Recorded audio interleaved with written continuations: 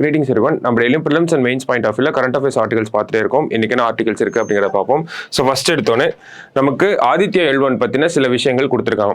So என்ன விஷயங்கள், first background என்ன அப்படிங்கிறத பார்த்துறோம். ஆதித்யா L1 அப்படிங்கிறது நம்ம செப்டம்பர் 2 2023 லான்ச் பண்ணியிருப்போம், சரிங்களா? ஸோ இந்த விஷயம் ஜனவரி 6 அன்னைக்கு லாக்ரேஞ்சியன் பாயிண்ட் அப்படிங்கிற அந்த பாயிண்ட்டுக்கு போயிடும், L1 அப்படிங்கிற பாயிண்ட்டுக்கு போயிருக்கும். அதனால தான் ஆதித்யா L1 அப்படிங்கிறத சொல்றோம், சரிங்களா?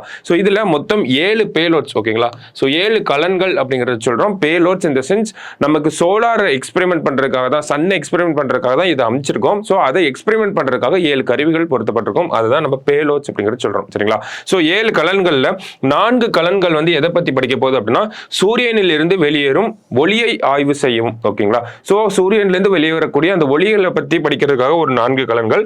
அடுத்தது பிளாஸ்மா மற்றும் காந்தப்புலன், அதாவது மேக்னெட்டிக் ஃபீல்ட் அண்ட் பிளாஸ்மாவை படிக்கிறதுக்காக 3 கலன்களை வந்து நம்ம அனுப்பியிருப்போம், சரிங்களா?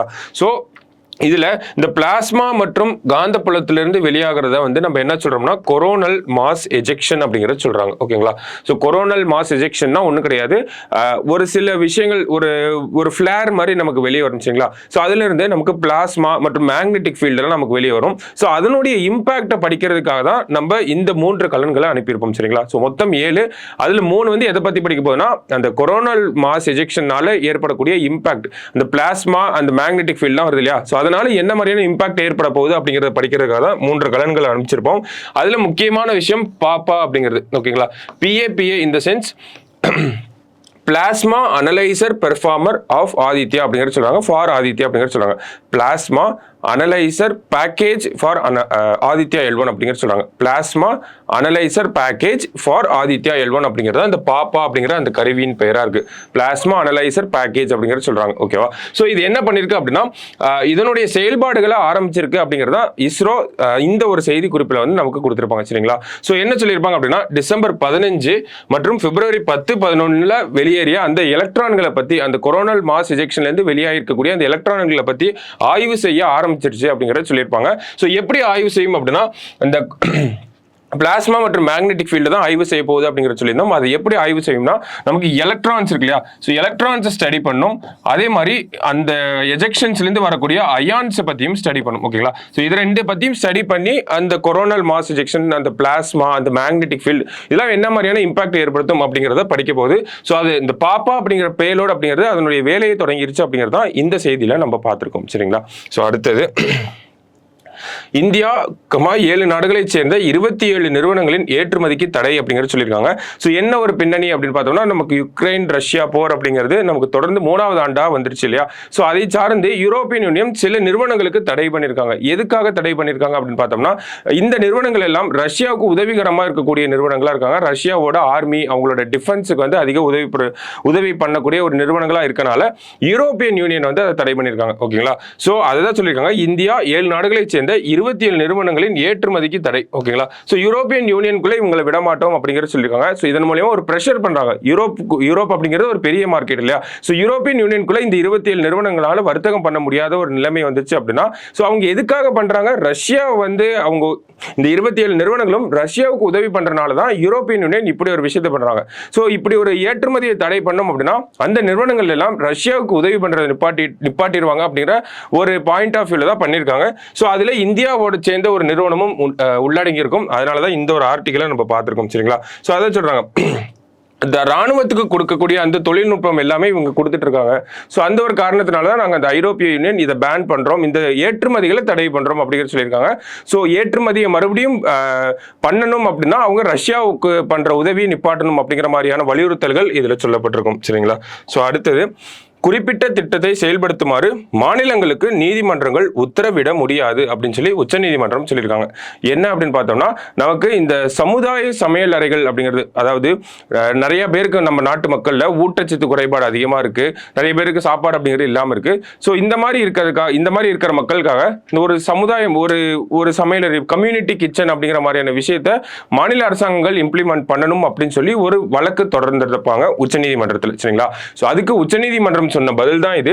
ஏன்னா இந்த மாதிரி ஒரு கம்யூனிட்டி கிச்சன் இந்த மாதிரியான விஷயங்கள்லாம் அரசாங்கோட கொள்கை முடிவுகளா இருக்கு. ஓகேங்களா?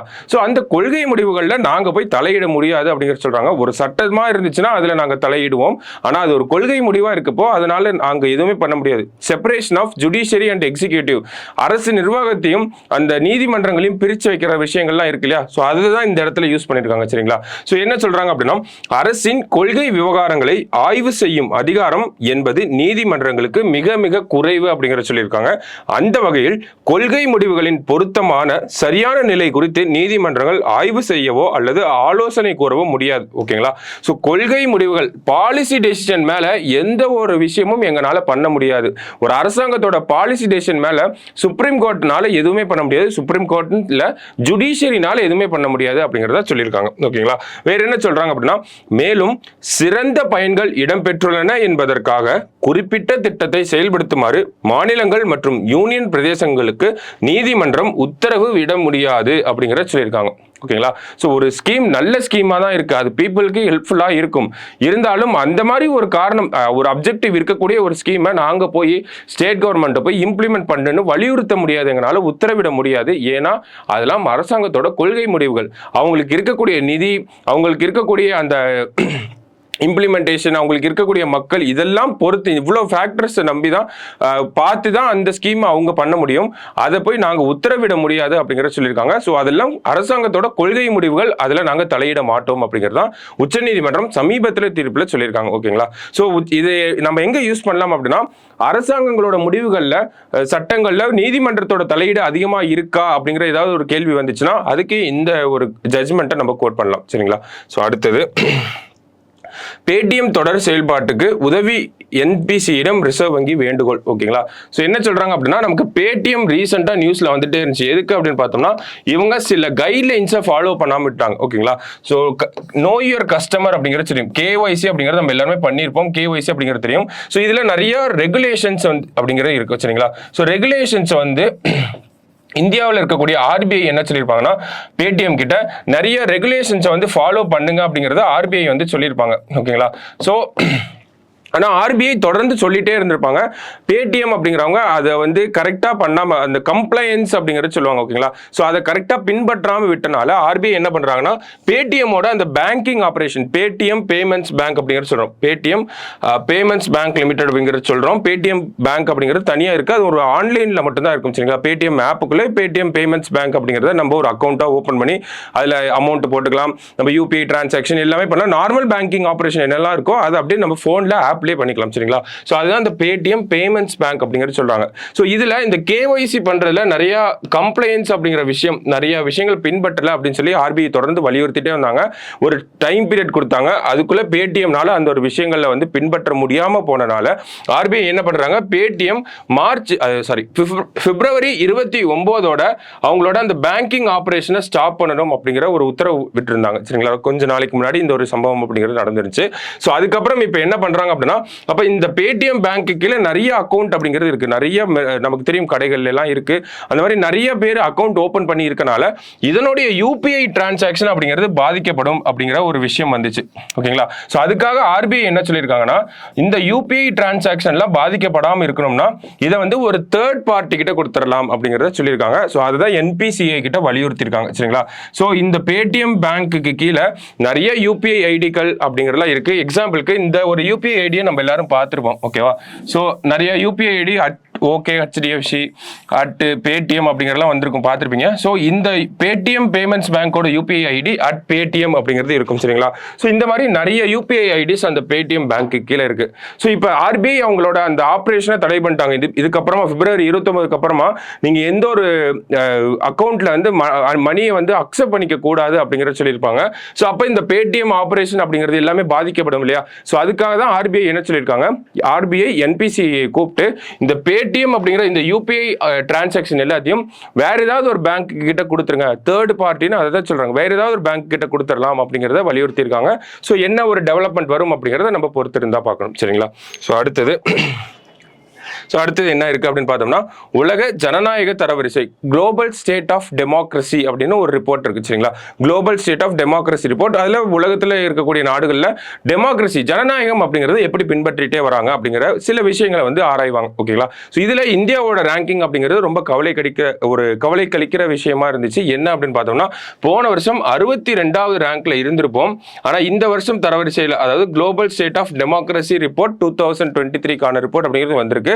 அதுல நம்ம 66வது ரேங்க்ல இருக்கோம் அப்படிங்கிறத சொல்லியிருக்காங்க இந்த ரிப்போர்ட்ல ஓகேங்களா. ஸோ அந்த ஒரு விஷயத்தை தான் பார்க்குறோம். இந்தியாவில் டெமோக்ரஸி அப்படிங்கிறது தொடர்ச்சியாக அடிபட்டுட்டே இருக்கு அப்படிங்கிறது சமீபத்தில் கூட சண்டிகரில் நடந்த அந்த மேயர் எலெக்ஷன்ல கூட ஒரு டெமோக்ரஸி அப்படிங்கிறது ப்ரிவைல் ஆகாம இருந்துச்சு, டெமோக்ரஸி அப்படிங்கிறது பாதிக்கப்பட்டுச்சுன்னு சுப்ரீம் கோர்ட்டே ஒரு தீர்ப்பு வந்து சொல்லியிருந்தாங்க இல்லையா. ஸோ சுப்ரீம் கோர்ட்டே அந்த ஒரு தீர்ப்பை அந்த யார் ஜெயிச்சாங்களோ உண்மையாலுமே யார் ஜெயிச்சாங்களோ அவங்க தான் அவங்களோட பதவியை வந்து மறுபடியும் அவங்க கையிலேயே கொடுத்துருப்பாங்க மேயர் எலெக்ஷன்ல. ஸோ அந்த மாதிரி நிறைய தவறுகள் அப்படிங்கிறது இந்தியாவோட அந்த டெமோக்ராட்டிக் ப்ராசஸ்ல நடந்துகிட்டு இருக்கு அப்படிங்கிறத இந்த ஒரு தரவரிசை அப்படிங்கிறது சுட்டி காட்டுறதை நம்ம பார்க்கலாம்.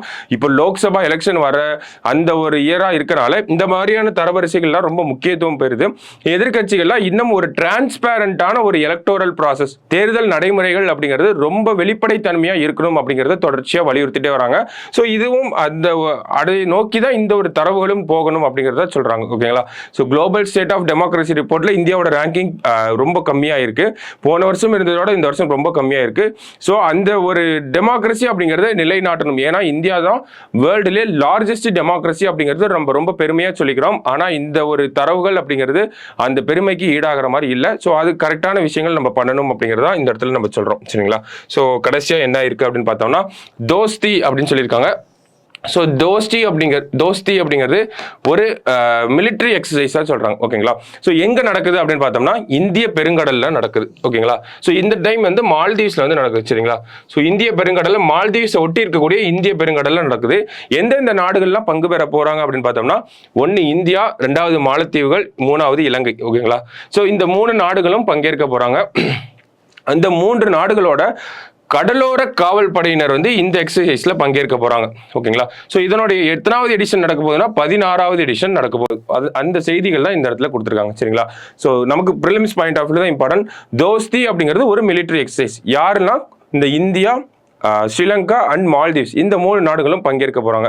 எத்தனாவது எடிஷன் நடக்குதுன்னா 16வது எடிஷன் நடக்குது. எங்க நடக்குதுன்னா மால்தீவ்ஸ்க்கு பக்கத்தில் இருக்கக்கூடிய அந்த இந்திய பெருங்கடல் இந்தியன் ஓஷன்ல நடக்குது சரிங்களா. யாரு அந்த 3 நாடுகளோட என்ன படைகள் வந்து கலந்துக்க போகுது அப்படின்னா நேவியா, ஏர்ஃபோர்ஸா, மிலிட்டரியா அப்படின்னு கேட்டா கிடையாது. கோஸ்டல் கார்ட்ஸ் கடலோர காவல் படையினர் இருக்காங்க இல்லையா, அவங்க வந்து இந்த ஒரு எக்ஸசைஸ்ல பங்கு பெற போறாங்க. ஸோ தோஸ்தி அப்படிங்கிற அந்த ஒரு பேருக்கு சரிங்களா. ஸோ அதுதான் இந்த கடைசி நியூஸ்ல நம்ம பார்த்துருக்கோம் சரிங்களா. ஸோ இன்னைக்கு பார்த்த நியூஸஸ் எல்லாமே நமக்கு ப்ரிலிம்ஸ் பாயிண்ட் ஆஃப் வியூ இம்பார்ட்டண்டா இருக்கு. நாளைக்கு இன்னொரு அனாலிசிஸ்ல மீட் பண்ணலாம். தேங்க்யூ.